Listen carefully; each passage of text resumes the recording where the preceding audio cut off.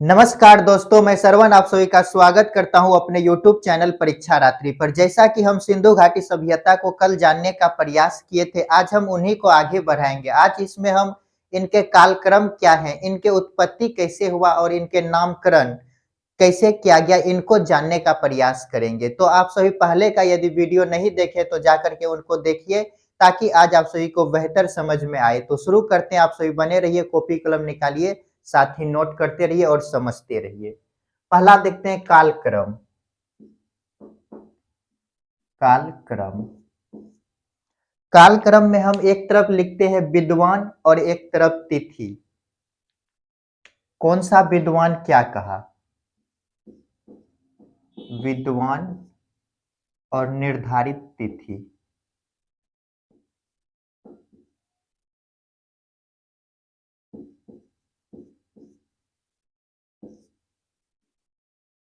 पहला लिखते हैं जॉन मार्शल। ये कौन थे? तो पुरातत्व विभाग के निर्देशक थे,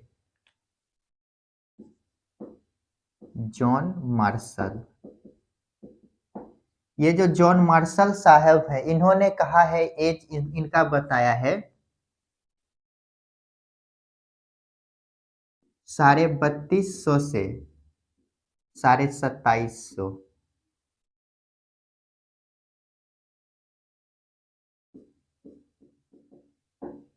BC। और इसके अलावा और देखें हम सी जे गेड, इन्होंने कहा है इसका जो एज है 2350 से 1750 BC निर्धारित किया है। और यदि देखें डीपी अग्रवाल,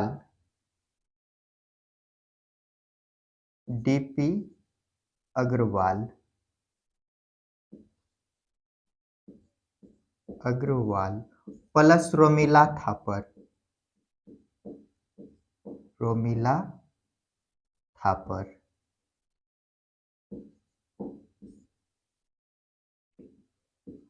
इन्होंने कहा 2300 से 1750,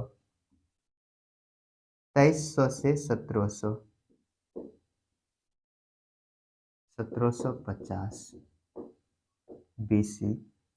और यदि देखें झा श्री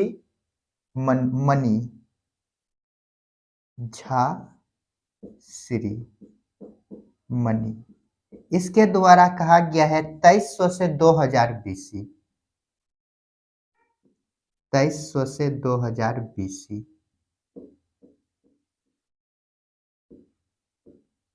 और यदि देखें सर्वमान क्या है, तो कार्बन 14 के द्वारा इनका पता चलता है। सर्वमान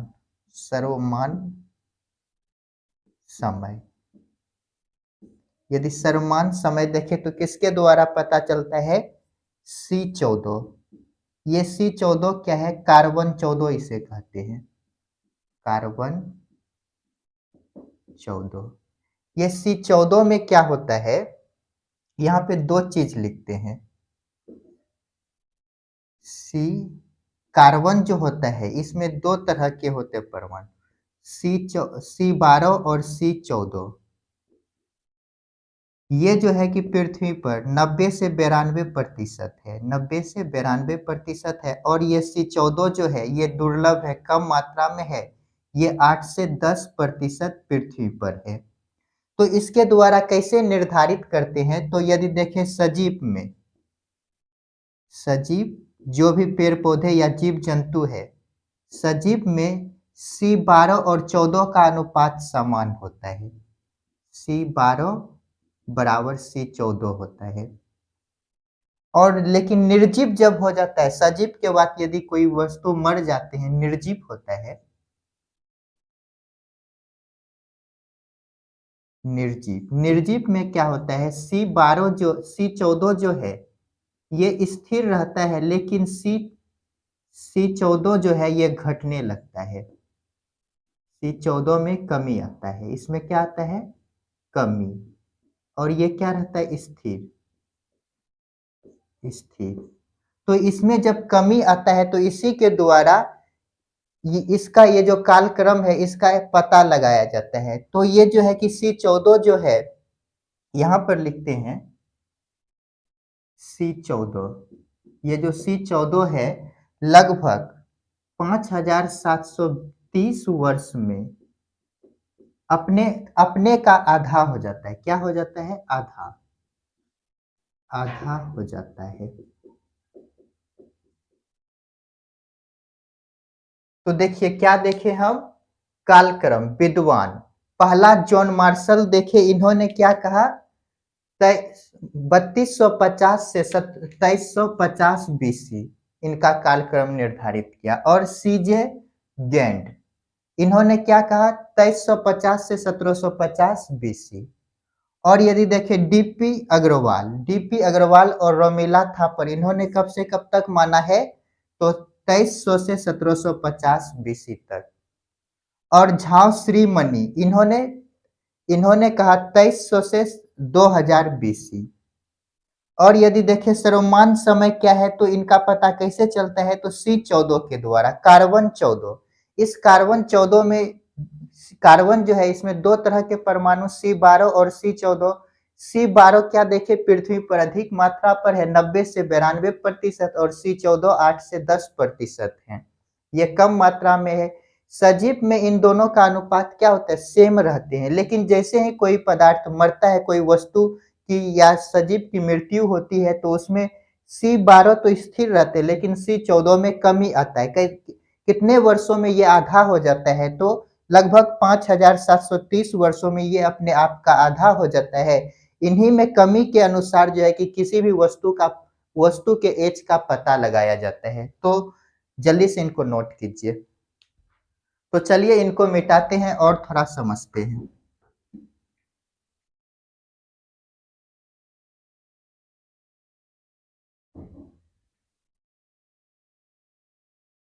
ये जो कार्बन 14 है, इससे लगभग 50,000 वर्ष पुराने वस्तु के एज का पता लगाया जाता है।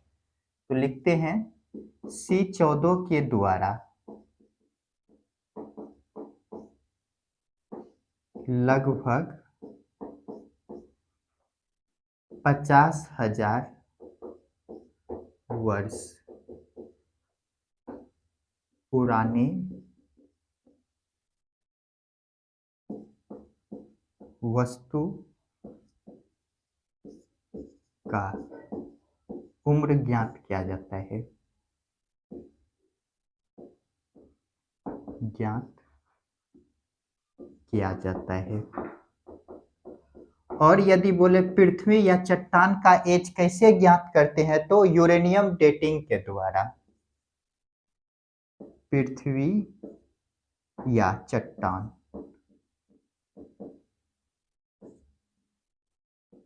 के उम्र कैसे ज्ञात करते हैं? तो यूरेनियम डेटिंग, यूरेनियम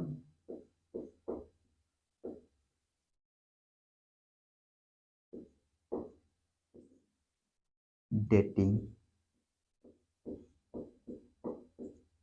के द्वारा। तो क्या देखे हम? ये जो C14 है, इससे कितने वर्ष पुराने वस्तु का एज का पता लगा सकते हैं? तो 50,000 वर्ष पुराने वस्तु के एज का पता लगा सकते हैं। और यदि देखिए पृथ्वी और चट्टान के उम्र का पता कैसे लगाते हैं? तो यूरेनियम डेटिंग के द्वारा। इनको नोट कीजिए और आगे देखते हैं। तो चलिए इसको मिटाते हैं और नामकरण पर डिस्कस करते हैं।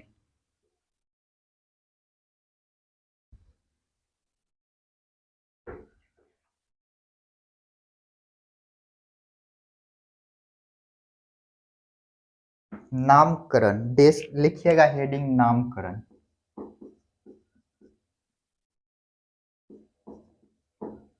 नामकरण पहला देखते हैं, इन्हें सिंधु घाटी सभ्यता के नाम से जाना जाता है। सिंधु घाटी सभ्यता, ये नाम जो है कि सर्वप्रथम किसने प्रकाशित किया? तो 1932 ईस्वी में 1932 एडी में जॉन मार्शल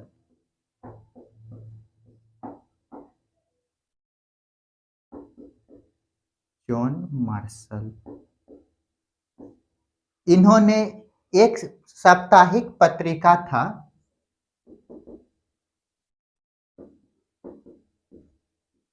साप्ताहिक पत्रिका जिसका नाम था द लंदन वीकली, द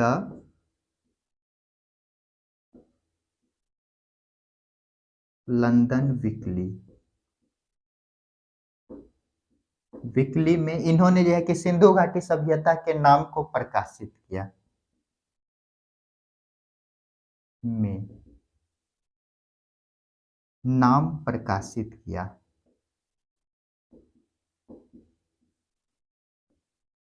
इसे सिंधु घाटी सभ्यता क्यों कहा जाता है, तो हम यह कल जान चुके थे। अधिकतम साक्ष्य जो है हमें सिंधु नदी घाटी से प्राप्त हुआ है। क्यों कहा जाता है, क्यों? तो क्यों का जवाब क्या होगा? अधिकतम साक्ष्य यहीं से प्राप्त हुए हैं। अधिकतम साक्ष्य हमें सिंधु नदी घाटी से प्राप्त हुआ है। सिंधु नदी घाटी से प्राप्त हुआ है।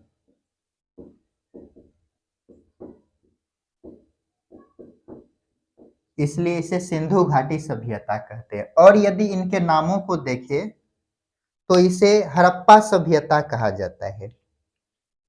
और किस नाम से जानते हैं, तो हड़प्पा सभ्यता। हड़प्पा सभ्यता। हड़प्पा सभ्यता क्यों कहते हैं, तो पहला खोजा गया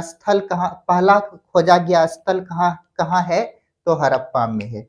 सर्वप्रथम खोजा गया स्थल, सर्वप्रथम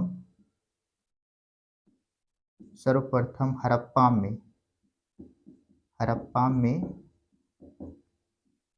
स्थल सिंधु घाटी सभ्यता के स्थल खोजे गए।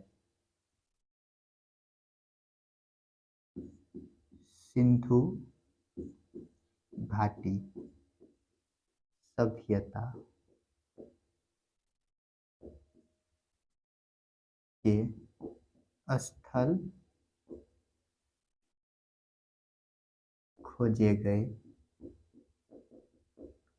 और यदि देखें ये जो सिंधु घाटी है ये किस नदी के किनारे है, तो ये सरस्वती नदी के किनारे है। तो ये सिंधु नदी घाटी, ये जो सिंधु नदी है इसका सहायक नदी कौन सा है, ये जो सिंधु नदी है इसका सहायक नदी, यहाँ पे हेडिंग दीजिएगा, थोड़ा आप सभी लिखिएगा ऐसे करके, सहायक नदी। सहायक नदी कौन सा है, तो सरस्वती नदी है। सरस्वती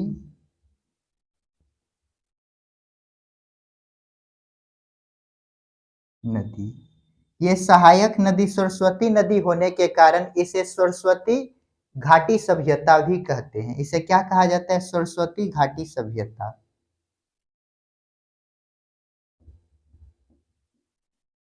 सरस्वती घाटी सभ्यता। और यदि देखें तो इसे कांस्ययुगीन सभ्यता कहा जाता है। कांस्ययुगीन सभ्यता। कांस्ययुगीन सभ्यता क्यों कहा जाता है, क्योंकि यहाँ के लोगों ने तांबा और टीन को मिलाकर कांसा बनाने सीख गए थे। यहाँ के लोग तांबा प्लस टीन को मिलाकर जब मिलाएंगे तो क्या बनेगा, कांसा। कांसा बनाना सीख गया था,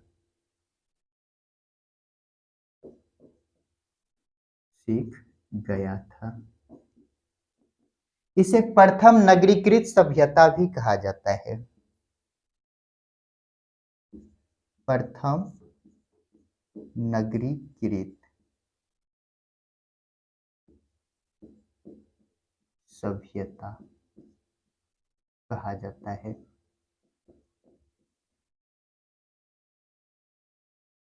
ये जो है कि एक अलग पॉइंट ही लिखिएगा। तो क्या देखे हम नामकरण में इसे सिंधु घाटी सभ्यता के नाम से जाना जाता है। ये सिंधु घाटी नाम कहाँ से आया? तो 1932 ईस्वी में जॉन मार्शल के द्वारा, पुरातत्व विभाग के ये क्यों कौन थे? तो निर्देशक था। इनके द्वारा साप्ताहिक पत्रिका, कौन सा पत्रिका? द लंदन वीकली में सिंधु घाटी सभ्यता नाम को क्या किया? प्रकाशित किया। तो सिंधु घाटी सभ्यता क्यों कहते हैं, ये चीज हम कल भी देख चुके हैं। क्यों कहते हैं? क्योंकि यहाँ से अधिकतम साक्ष्य की प्राप्ति हुई है। अधिकतम साक्ष्य की प्राप्ति कहाँ से हुआ है? तो हमें सिंधु नदी घाटी से प्राप्त हुए हैं, इसलिए इसे हम इसे क्या कहते हैं? सिंधु घाटी सभ्यता। और सिंधु नदी जो है, इसके सहायक नदी कौन सा है? तो सरस्वती नदी है, इसलिए इसे सरस्वती नदी घाटी सभ्यता के नाम से भी जानते हैं। और यदि देखें तो इसे हड़प्पा सभ्यता क्यों कहा जाता है? क्योंकि सर्वप्रथम जो है हड़प्पा में ही सिंधु घाटी सभ्यता के स्थल खोजे गए थे, इसलिए इसे हड़प्पा सभ्यता के नाम से जानते हैं। इसे कांस्ययुगीन सभ्यता कहते हैं, क्योंकि यहाँ के लोग जो है कि तांबा और टीन को मिलाकर कांसा बनाना सीख चुके थे, इसलिए इसे कांस्ययुगीन सभ्यता कहते हैं। यह जो है कि प्रथम नगरीकृत सभ्यता है। एक चीज याद रखिएगा, यह कैसा सभ्यता है? सिंधु घाटी सभ्यता प्रथम नगरीकृत सभ्यता है। जल्दी से इनको नोट कीजिए और आगे बताते हैं। तो चलिए इसको मिटाते हैं और उत्पत्ति सिद्धांत को देखते हैं।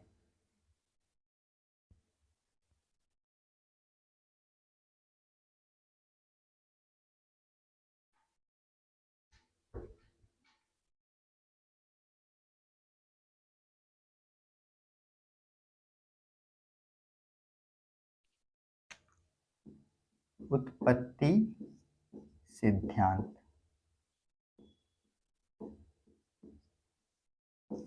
इन्होंने कोई वैज्ञानिक ऐसे हैं जो इसे विदेशी सभ्यता से उत्पन्न मानते हैं, कोई देशी मानते हैं। तो इसको दो तरफ से हम समझते हैं। विदेशी विदेशी उत्पत्ति सिद्धांत।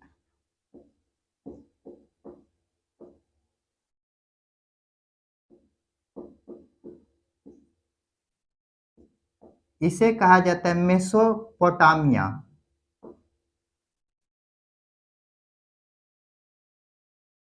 Mesopotamia.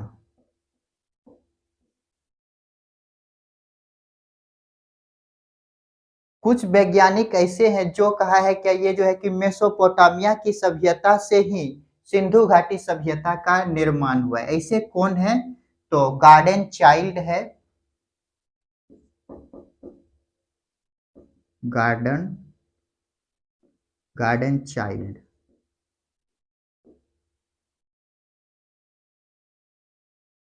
Garden child, John Marshall, John Marshall, DP Kosambi,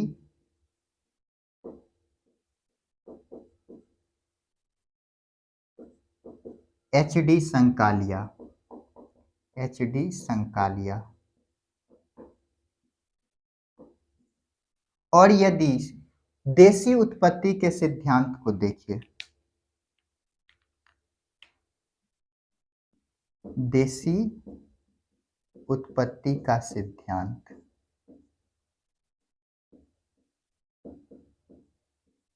इसमें भी दो मत है, ईरानी या बलूचिस्तानी।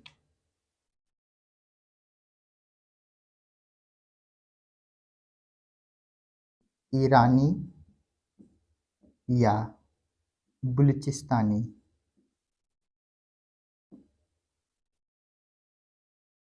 ईरानी बलूचिस्तानी सभ्यता।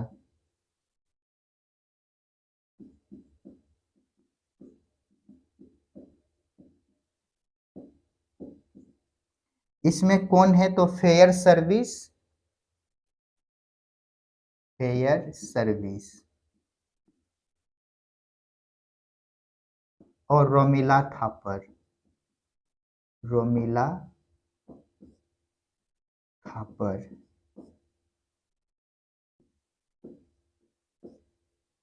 और एक वैज्ञानिक है जो कहते हैं शोधी संस्कृति का ही विकसित रूप है। शोधी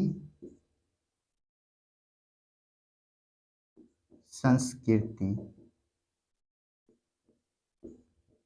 का विकसित रूप।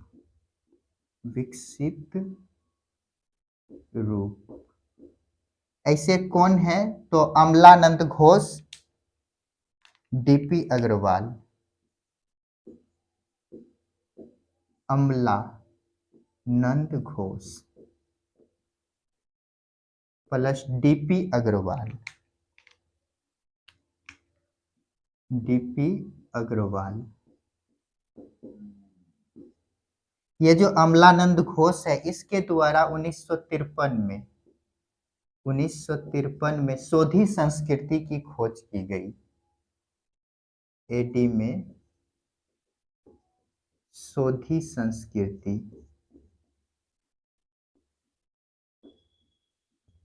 की खोज की।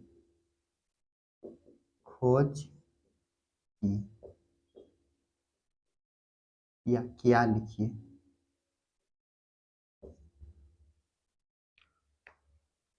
तो जल्दी से इनको नोट कीजिए। तो देखिए उत्पत्ति सिद्धांत में हम क्या देखें? विदेशी उत्पत्ति का मत। मेसोपोटामिया की सभ्यता या मेसोपोटामिया की सभ्यता से जो है कि सिंधु घाटी सभ्यता का विकास हुआ है, ऐसे कौन कौन वैज्ञानिक मानते हैं? तो garden child, John Marshall, DP Kosambi, HD Sankalia, ऐसे वैज्ञानिक है जो क्या कहते हैं? ये विदेशी उत्पत्ति का मत देता है। इन्होंने कहता है मेसोपोटामिया की सभ्यता से या सुमेरियन सभ्यता से। सुमेरियन सभ्यता से ये मेसोपोटामिया या सुमेरियन सभ्यता से ही ये सिंधु घाटी सभ्यता का क्या हुआ है? विकास हुआ है। और देशी उत्पत्ति का यदि मत देखते हैं इसमें ईरानी बलूचिस्तानी सभ्यता एक है जिसका मत देते हैं फेयर सर्विस और रोमिला थापर। ये दोनों वैज्ञानिक क्या कहते हैं? ये ईरानी बलूचिस्तानी सभ्यता से ही बना है। कौन चीज क्या बना है? तो ये सिंधु घाटी सभ्यता। और यदि शोधी संस्कृति का विकसित रूप किस किसने माना है? तो अमलानंद घोष और डीपी अग्रवाल। 1935 में ये जो अमलानंद घोष है इसके द्वारा शोधी संस्कृति का खोज किया गया। कहां पे किया गया है? तो राजस्थान में। राजस्थान में। तो जल्दी से इनको नोट कीजिए। तो दोस्तों आज के लिए इतना ही। मिलते हैं नेक्स्ट क्लास में जिसमें हम इसी को आगे जानने का प्रयास करेंगे। तो उन वीडियो को देखने के लिए आप सभी इंतजार कीजिए कल का। तो मिलते हैं नेक्स्ट क्लास में। आप सभी पढ़ते रहिए, खुश रहिए और अपने माता पिता का सम्मान कीजिए।